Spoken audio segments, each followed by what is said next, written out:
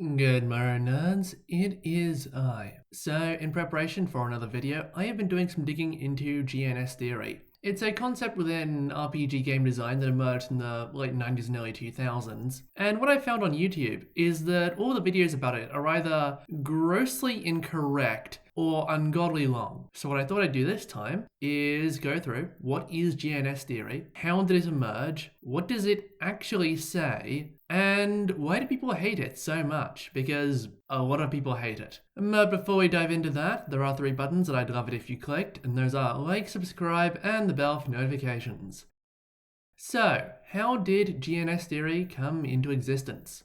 It actually derives from another RPG design philosophy system thing called the threefold system that emerged on Usenet in the mid-1990s to describe basically player and GM goals within a campaign that slowly morphed into talking about game mechanics. Now, the 3 parts of the threefold system were gamism, dramatism, and simulationism, and broadly divided people up into those who wanted their RPGs to feel like a game with, rules, strategies, winning and losing, all of that stuff. The dramatists who wanted it to be almost improvisational theatre and to feel, like authentic roleplay, and the simulationists, who wanted to focus on creating a very immersive, realistic game world. We'll get back to these in a second. Now, this discussion very much metastasized into, 1, people giving themselves pie chart percentages of whatever, 30% gamist, 40% dramatist, yada yada, but also began diverging from player and GM goals into game design and mechanics.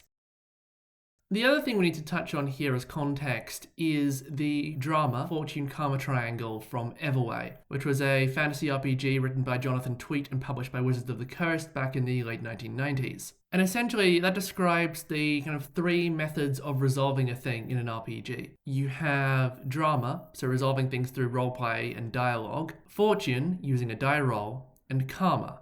This is a confusing name, if I'm being honest. But what it essentially means is a static yes-no ability. You have 3 climb skill, therefore you can do this. You do not have 3 climb skill, therefore you cannot do this. That's the basic idea.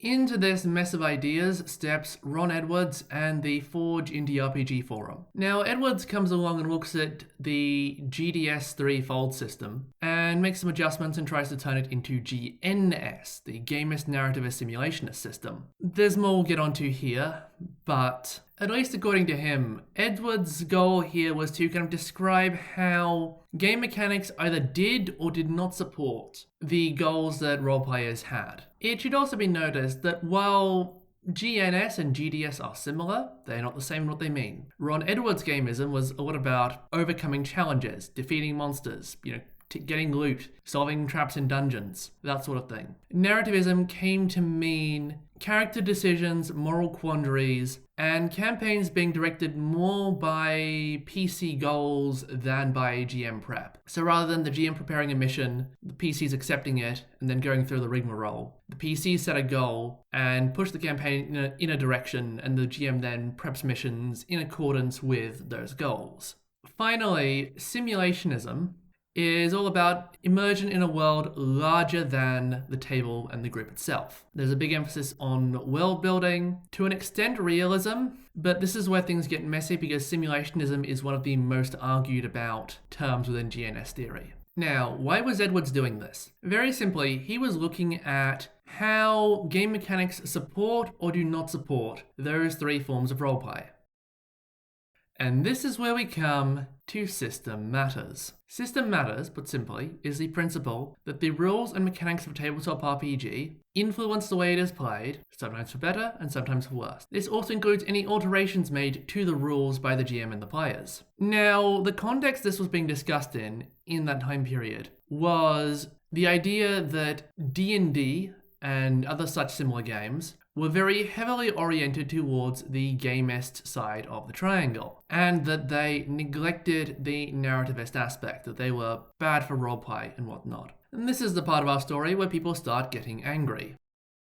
But it isn't where the anger stops. So remember what I said that simulationism is complicated? Nobody could quite agree on what simulationism was at the time, which makes things really fun for me going back decades later to try and understand what everyone was on about. If you define simulationism as either realism or immersion in a world, then almost everyone will call themselves a simulationist. And that was an issue that Edwards himself found. If you define simulationism as the rules of the RPG conforming to the laws of reality, or at the very least the conventions of some film or literary genre, you do narrow things down further, but then people start arguing about the difference between gamism and simulationism. Because when people think gamism, they think rules, and when they think realism and actively emulating physics and/or genre convention, they also think rules. Do you see the mess we're getting into? Oh, and while we're on the topic of things being a mess and people defining things however they want, there is a strong argument to be made that GNS theory and a lot of the discussions that were had around it were little more than pro-narrativist propaganda. Edwards himself denies this in recent interviews. You can make of this what you will. The attitude that began to form on the Forge and later on the Story Games forum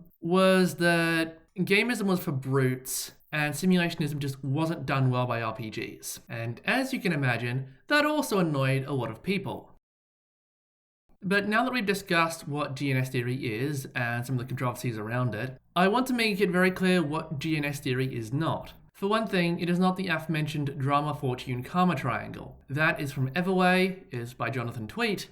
It has nothing to do with Edwards. Likewise, it doesn't really seem to correlate much with the crunch of a game. There is something of a prevailing attitude that gamism and simulationism are high crunch and that narrativism is low crunch. A third thing that GNS theory is not is about abstraction versus concretization in mechanics. Again, generally, gamist and simulationist games are typecast as using very concrete mechanics, precise movement and ammo tracking, detailed damage and hit points, yada yada, while narrativist games are seen as often more abstract for all of the above. Now, if only that were true. You see, there are actually plenty of rules-light OSR games that are as abstract, if not more abstract, than some narrativist indie story games. So again, that does not hold.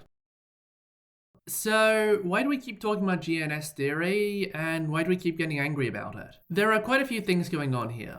First off, while the terms themselves can be very nebulous and have been defined any number of ways by any number of people, and I am absolutely certain there'll be people in the comment section telling me that I got my own definitions wrong here, they describe, or at least try to describe, that very much are significant within the tabletop RPG world. And so even the people who don't like GNS do find themselves having to use its language to explain themselves. The second point to be made here is that a key source of conflict is the vagueness of GNS theory itself. First off, what each of the three corners of the triangle actually refer to, and second, what the theory itself refers to.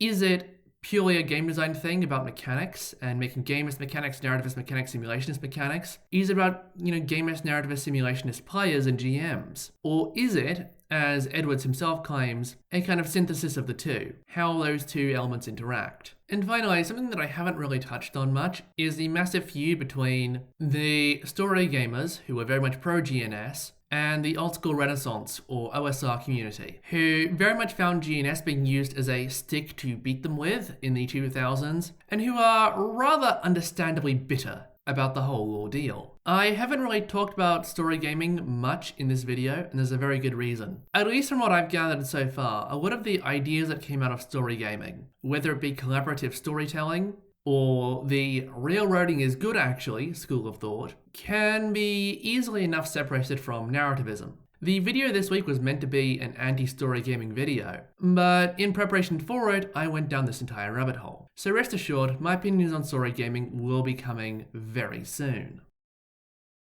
To the best of my ability, I've tried not to give too much of a personal opinion in this video. I've tried to explain things as I best understand them, given all of the self-contradiction that does occur within this theory. Again, I'm pretty sure I've defined simulationism about 3 different ways, because that's all the ways that I have seen it defined. As for my own opinion, I see it as a flawed but useful theory. The fact that people keep trying to use it does indicate that it at least partially successfully managed to tap into some part of the RPG experience. But overall, I think that it does have a lot of issues. The fact that people can't agree on the definitions fundamentally makes it very clunky to use. Does gamism mean you really like rules or that you really like overcoming challenges and enemies? That is a very key issue, and 2 people talking about gamism can just talk past each other. which means that actually trying to use GNS theory in practice is very difficult. And finally, while I don't object to narrativism in principle, I do certainly have my objections to narrativism in practice, the story gaming philosophy, which again, a video on that will be coming very soon. I guess my final recommendation would be make sure that you, and whoever you're speaking to about GNS theory, both agree on your definitions, and keep everything as light and loose as possible, because there are definitely certain elements of the philosophy that don't hold up under scrutiny. That being said though, the discourse around it is an important part of RPG history, and the more you can understand it and use it, the better. And it's a wrap. Thank you all so much for watching. I do have coming up a video about whether or not RPGs are about storytelling. You can probably guess my opinion already, but if you want to know the full reasons for it, then stick around for hopefully next week. If you enjoyed this video, then please like it, share it with your friends, and leave a comment down below. What did I get wrong about GNS theory, and what does it say about my IQ score? Or if you feel like being more constructive, what do you think is a better alternative to GNS theory? If you'd like to see more videos like this one, then please subscribe and hit the bell for notifications. It really does help the channel. Now, after plowing my way through all of this rather argumentative discourse, I feel like lying down. So that's what I'm going to do. Once more though, thank you all so much for watching, and until I see you next, farewell.